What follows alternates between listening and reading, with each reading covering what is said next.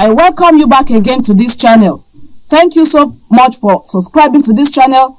Thank you for watching my videos. Thank you for commenting. Thank you for liking and sharing the videos. Before we proceed in today's class, if you are yet to subscribe, kindly do so. Tap the notification bell beside the subscribe button after pressing the subscribe button to get notified anytime a new video is posted on this channel. Thank you so much. Yes, this is my biology. Thank you for stopping by. If this is the first time on this channel, I want to thank everyone who has been following this channel, who has been sharing, liking, and commenting. Thank you for learning on this channel. We are here again today, and we're going to be looking into the kingdom Plantae. Kingdom Plantae. And that is the kingdom to which all plants belong. This kingdom Plantae has three main divisions. Division number one, we call it Celophyta. Division number two is called Bryophyta. And division number three, we have Tracheophyta. The division number one, Celophyta, is subdivided into three. We have the Chlorophyta, we have Phaeophyta, and we have Rhodophyta. Then we have the last one divided into two. I mean Tracheophyta. It is subdivided into Pteridophyta, and then we have Spermatophyta. Basically, these are the divisions that we're going to be looking at under Kingdom Plantae. We have the first one, we have division Celophyta. We have this division divided into three subdivisions. We have the Chlorophyta, we have Rhodophyta, we have Phaeophyta. The Chlorophyta is the representative of this group, Celophyta. All of the organisms under Celophyta possess chlorophyll, and all of them can manufacture their food. But with Rhodophyta and Phaeophyta, there is an additional pigment. In Rhodophyta, there is red pigment. And for Phaeophyta, there is brown pigment. And that is why they do not appear greenish. But for the Chlorophyta, they contain only chlorophyll, which is just the green pigment. In the Bryophyta, we have the mosses and the liverworts. Now we have the last one, Tracheophyta. Tracheophyta is further subdivided into Pteridophyta. Examples of these, we have the ferns. Then Spermatophyta. The Spermatophyta are the most advanced plants. And then we have it also subdivided into two superclasses. We have the Angiospermatophyta, and then we have the Gymnospermatophyta. The Angiospermatophyta is later divided into two classes. We have monocotyledonous, and then we have dicotyledonous plants. Now we're going to take a look at each of these divisions, one after the other. We move on to Kingdom Plantae. We're going to be taking a look at division Celophyta. And under this division Celophyta, we're going to be considering Chlorophyta as a class, and we're going to be looking at Spirogyra. These organisms are commonly called algae. Before we move on, we're going to take a look at the characteristics of the Celophytes. And whatever characteristic we are considering cuts across the remaining part, the remaining group in this division. Number one, they are chlorophyllos, meaning that they possess chlorophyll for manufacturing of food. And you can simply say they contain chloroplast. I have once said on this channel that chloroplast is an organelle that contains chlorophyll.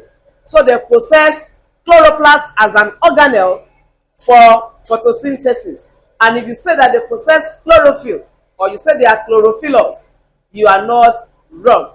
Number two, they are simple aquatic plants, and they are microscopic. We have some of them motile, meaning that they possess locomotory organelle. Example of that is Chlamydomonas. Then we have some living in colony.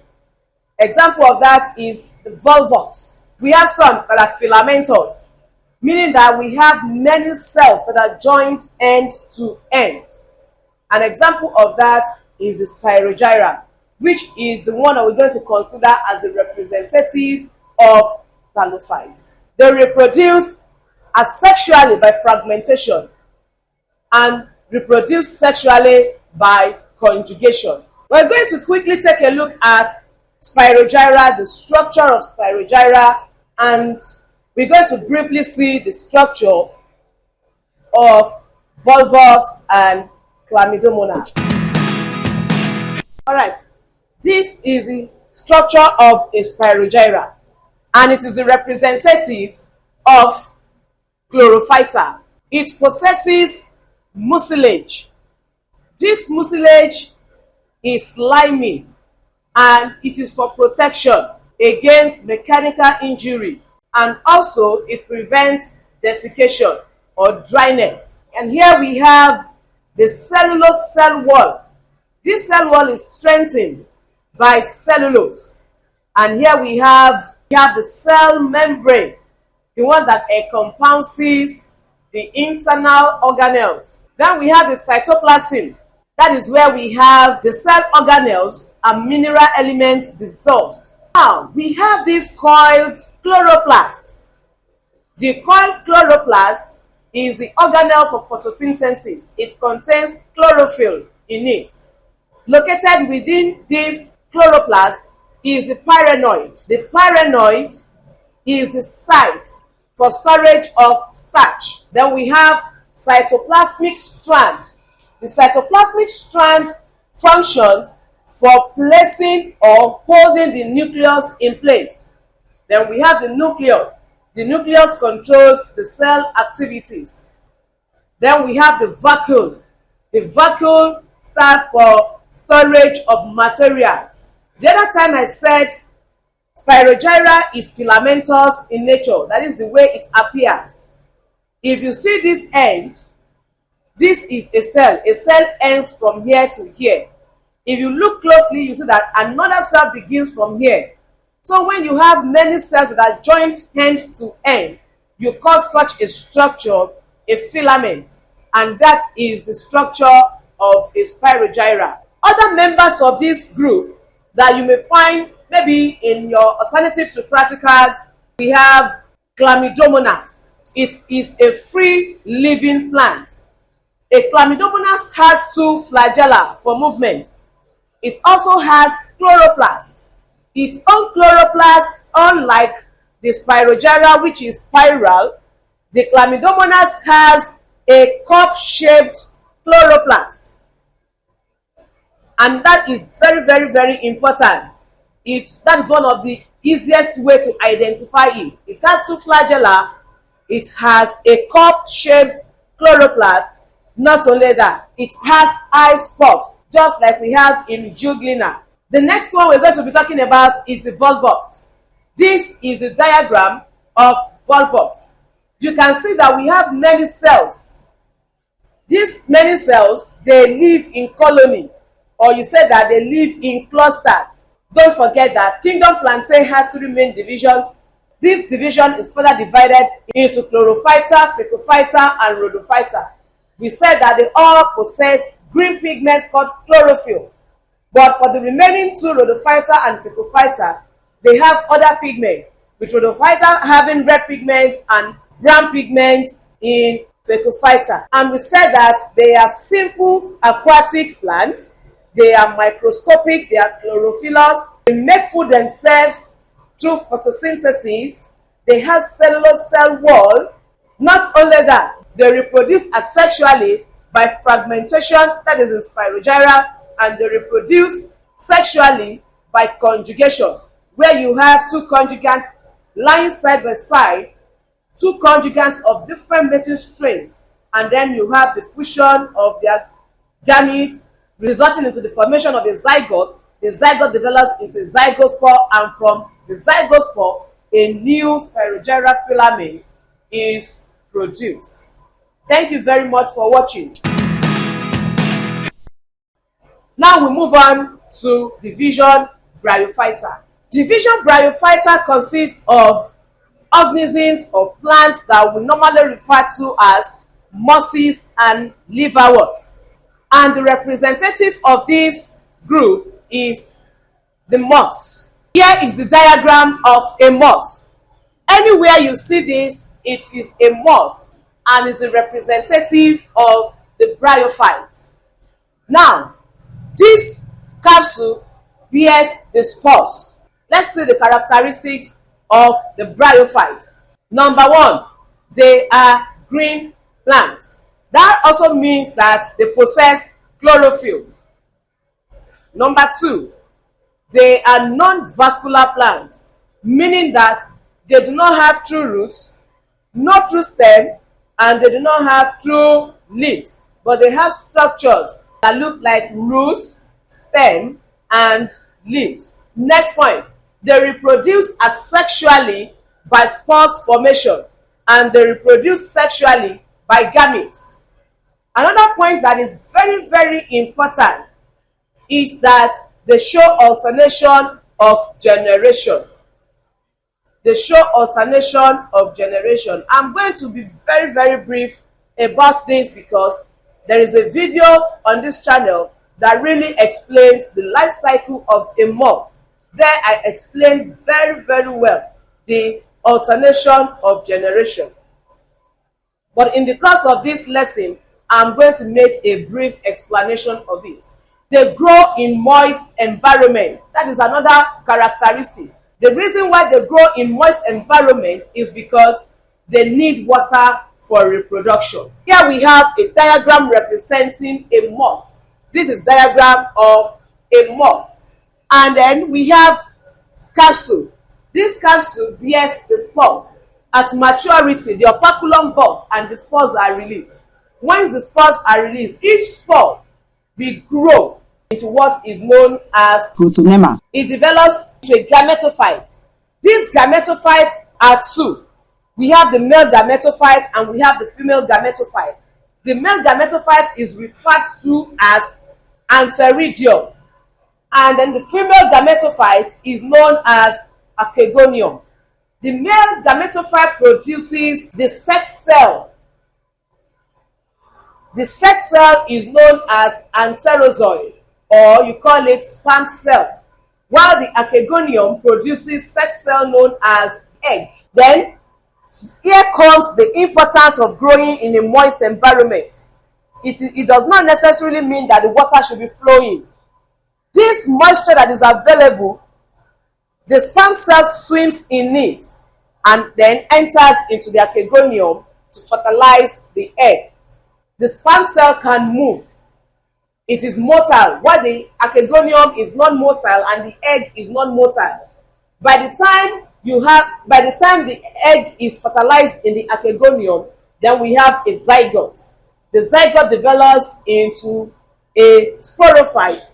A young sporophyte develops into a mature sporophyte, and the mature sporophyte is what we have here, that is ready to bear spores again, and then you have the generation goes on like that. I want to believe that you understand. The division Tracheophyta. Division Tracheophyta has two subdivisions. We have the Pteridophyta and we have the Spermatophyta. The Pteridophyta is the group of plants that we refer to generally as the ferns. Ferns. Among the ferns, we have the Dryopteris, we have the water ferns, and many more. Let's now see the characteristics of the ferns. Number one, they are green plants, or you simply say they possess chlorophyll. Number two, they are vascular plants. Vascular plants in the sense that they possess true roots, true stem, and they possess true leaves, meaning that their leaves their roots, their stem have the vascular bundle. We're talking about the xylem and the phloem. The xylem uptake water and dissolve mineral salt, while the phloem translocates manufactured food from the leaf to other parts of the plant's body. So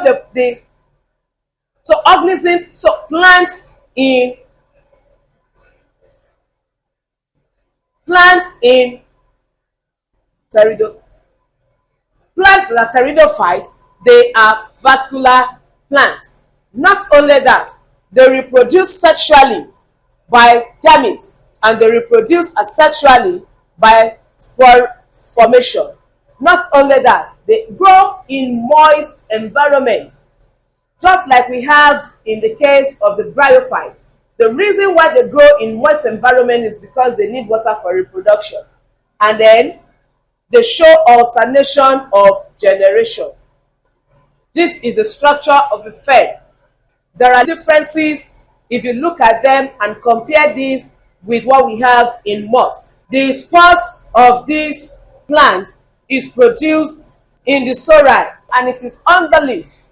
At maturity, the sori bursts, and you have the spores develop into a young gametophyte that develops into male and female gametophytes, and then you have the alternation of generation, just like we explained in bryophytes. So we have similarities in this alternation of generation. There exist little differences.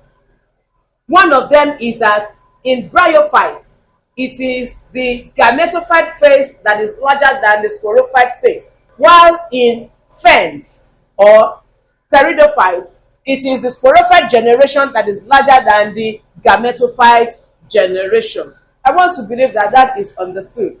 All right, we move on to spermatophyta. Now, division spermatophyta. That is the last division in kingdom Plantae. And this division consists of plants that contain green pigments. They have vascular plants, meaning that they have true roots, true stem, and true leaves. Their leaves, their stem, their root contains vascular bundles, the xylem and the phloem. Not only that, they do not need water for reproduction. They do not show alternation of generation. This spermatophyta is further divided into two. We have gymnospermatophyta and we have angiospermatophyta. The gymnospermatophyta is a group that we normally call the plants there gymnosperms. The gymnosperms are plants that do not produce flowers. They do not produce fruits, but they produce seeds. These seeds are naked seeds, and they are born on what is known as cones. Examples of these, we have cycads, we have conifers, we have the cypresses, the pines, the ones that we call the Christmas tree, we have the ginkgos, and so on. They are all examples of gymnosperms, angiospermatophyta. The plants there are normally referred to as the angiosperms. These angiosperms, they produce flowers, they produce fruits, and they produce seeds that are enclosed or they are embedded in fruits. Examples are these are common fruits. Talk about mango, talk about oranges, talk about guava, and so on. They are all examples of angiosperms. And it doesn't stop there. Any plant you see, whether big or small, whether tiny or fat, as long as it produces flower, it produces fruit, not necessarily be edible, they belong to this group angiospermatophyta. This angiospermatophyta is further divided into two classes. We have the monocotyledonous and we have the dicotyledonous plants. The monocotyledonous plants are plants with one seed leaf, or you say one cotyledon. They possess fibrous root system. Not only that, and one of the ways to easily identify them is that they possess leaves that have parallel venation. And these leaves, they are like sword. just as we have in a maize plant, like we have in oil palm tree, in coconut tree, in carpet grass, in elephant grass, guinea corn or sorghum. All of these are examples of monocotyledonous plants. Now, dicotyledonous plants are plants with two seed leaves, or you simply say they possess two cotyledons. They have taproot system, they have broad leaf, and their leaves have net venation. Not only that, their leaves have leaf stalk, or you say petiole, to attach them to the stem. But in monocotyledonous, it is not like that. The leaves do not possess leaf stalk, and those are the ways to identify whether a plant is monocotyledonous or dicotyledonous. Examples of dicotyledonous plants: we have mango, we have beans, we have melon, we have groundnuts, we have castor, we have pawpaw, we have oranges, even guava, just to mention a few. I want to believe that you really understand today's class, and if you have any question, you are very, very free to ask. This is where we're going to stop for today. Thank you very much for learning on this channel. Please let me see your reaction. If there's any way you are confused, ask questions, please. Till we meet again next class, keep loving and keep studying biology.